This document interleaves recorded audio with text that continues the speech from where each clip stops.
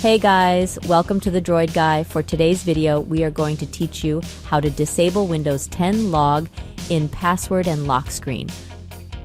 Please keep in mind that this is not about resetting your password in case you forgot your password. So let's get started.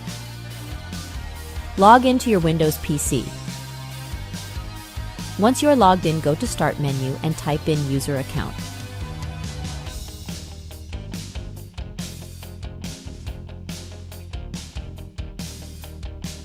Then click on this one, Add, Edit, or Remove Other People.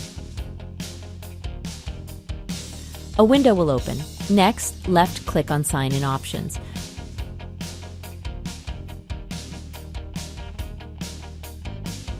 As you can see on the right side, there is a Require Sign-In option. Under If you've been away, when should Windows require you to sign in again? Select Never. Then close the window.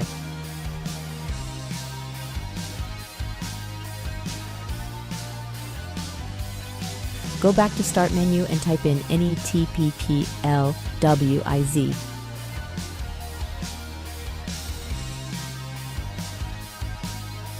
So this is the best match. Left click on it.